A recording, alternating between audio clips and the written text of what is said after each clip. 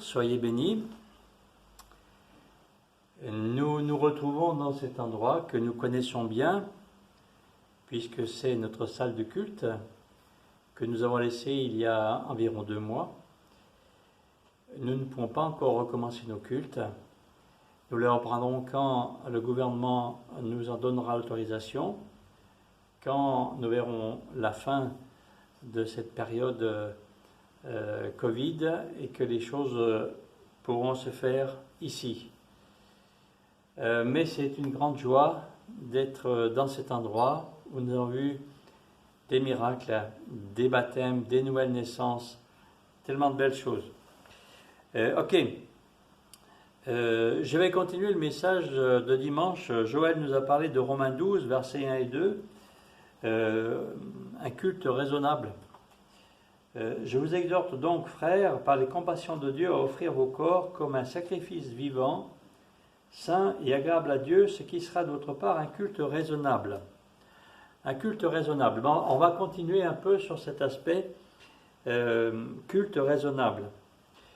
J'avais remarqué dimanche passé qu'il nous parlait du sacrificateur qui était en même temps sacrifice.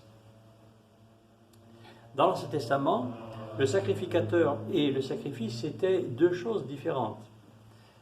Mais depuis que Jésus est venu, avez-vous remarqué que le sacrificateur est aussi le sacrifice?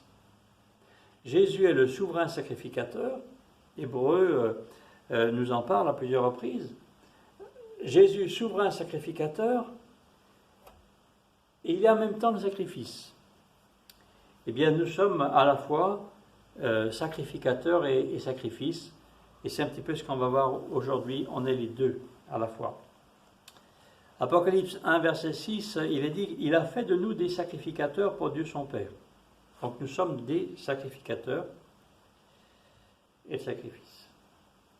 Posons-nous des questions. D'abord, qui est le sacrifice? C'est moi. Qui est le sacrificateur? C'est moi. Ça, on l'a vu. Donc je suis le sacrifié par le sacrificateur. Mais qui décide de la mise à mort? La mise à mort du sacrifice. Vous savez qu'on offrait un agneau à l'époque de l'Ancien Testament. Qui décide de la mise à mort? Ah ben c'est moi. Donc je suis le sacrifié, je suis le sacrificateur, mais je suis aussi le décideur. C'est moi qui décide ce que je veux sacrifier au Seigneur, ce que je veux donner. Et encore une autre question, c'est qui procède à la mise à mort? On amenait un agneau et on mettait à mort l'agneau. Qui procède à la mise à mort dans ce contexte du Nouveau Testament? Eh bien, c'est moi. C'est moi, je suis le sacrifié, sacrificateur, c'est moi qui décide, et je suis même l'acteur. Offrez-vous vous-même au Seigneur. Considérez-vous comme mort au péché. Donc, l'acteur, c'est bien moi. Jésus a fait tout ce qu'il fallait, il m'a tout donné, mais c'est bien à moi de faire. Tu es le décideur et l'acteur de ce que tu offres à Dieu et de ce que tu offres aussi aux autres. C'est bien toi qui décides de donner quelque chose à quelqu'un. Si je donne 100 € à quelqu'un, c'est parce que je l'ai décidé et parce que je passe à l'acte. Question, encore. L'agneau, eh bien, il fallait un couteau pour le mettre à mort. Abraham, qui allait offrir son fils, eh bien, avait un couteau et l'ange l'a arrêté. Mais il avait un couteau. Quel est le couteau dans ce contexte du Nouveau Testament? Avec quel couteau, entre guillemets, vais-je me sacrifier? Alors, est-ce que c'est l'Écriture, épée de l'esprit? Est-ce que c'est la foi? Moi, je pense que c'est surtout l'acte de foi que je fais. Tant que je n'ai pas fait une action correspondant à ma foi, je n'ai rien fait. Tant que les 100 €, je ne les ai pas donnés, je n'ai rien fait. Je peux penser, croire, savoir que je dois faire cela pour quelqu'un ou pour le Seigneur. J'ai fortement envie de faire ça pour le Seigneur, mais tant que tu n'as pas fait pour le Seigneur, tu n'as rien fait. Donc, est-ce que c'est l'écriture? Est-ce que c'est la foi? Non, c'est l'acte de foi qui va être le début du sacrifice. L'agneau va être mis à mort quand le couteau va le mettre à mort. Il va falloir que tu fasses des actes de foi. Trop de chrétiens croient et pas assez agissent. Alors, de sacrifier, c'est un acte, c'est passer à l'acte, renoncer, aimer, donner à Dieu et aux autres. Mais, autre question, que faisait-on après avec l'agneau sacrifié, mis à mort? Alors, dans le Lévitique, à partir du chapitre 1, il y a toute une kyrielle de sacrifices qui sont faits de différentes choses. Certains ne comprennent pas grand-chose. Je vous invite à aller voir, ça concerne notre vie. Et que faisait-on? D'abord, le sacrifice était lavé, tout au moins dans certains cas, je vais essayer de faire une synthèse. Lavé, c'est-à-dire ce que j'offre, ça doit être préparé, ça doit être bien, beau, bon, sanctifié, mis à part. J'offre au Seigneur, ça doit être lavé, ça doit être préparé.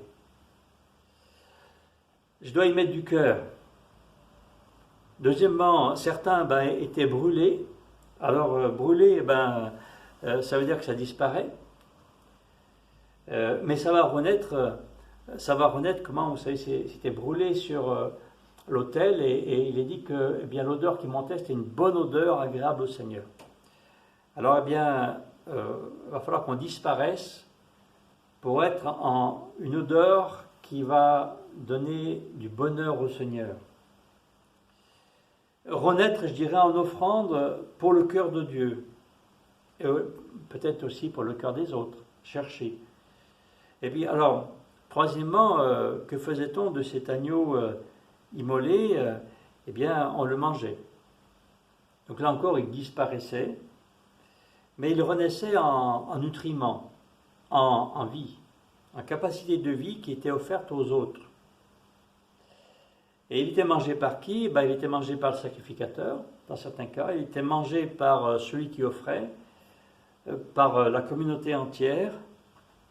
En fait, ce sacrifice était destiné à donner du bien, à faire du bien. Ce que tu manges, c'est ce qui te fait du bien. C'est ce qui te maintient en vie, c'est ce qui procure ta vie aussi. Des nutriments qui vont donner la vie aux autres, à l'Église, à l'œuvre de Dieu autour de toi. C'est une forme d'investissement.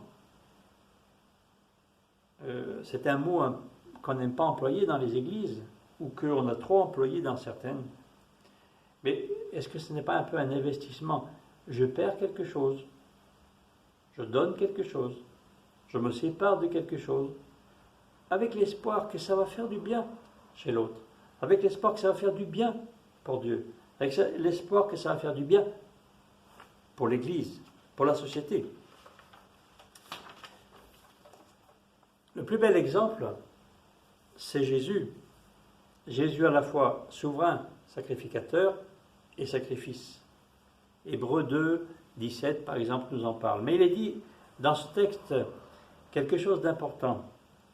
Il est dit qu'il était semblable à ses frères, semblable à nous. Donc ma question, si Jésus fut semblable à nous sur la terre, ne pouvons-nous pas être semblables à lui aussi? Je répète. Si Jésus a été semblable à nous sur la terre, ne pouvons-nous pas être semblables à lui, nous aussi? Tout disciple accompli sera comme son maître. Luc 6, 40. Donc, sacrificateur et sacrifié.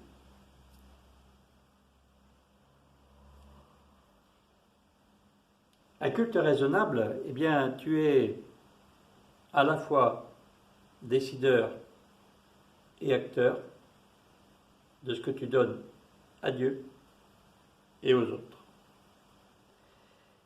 Tu investis. Investis, en fait, tu investis ta vie.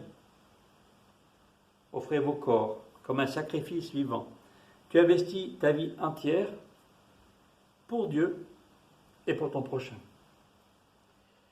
Tu es rendu semblable à Jésus. C'est la plus belle des choses qui puisse arriver à quelqu'un.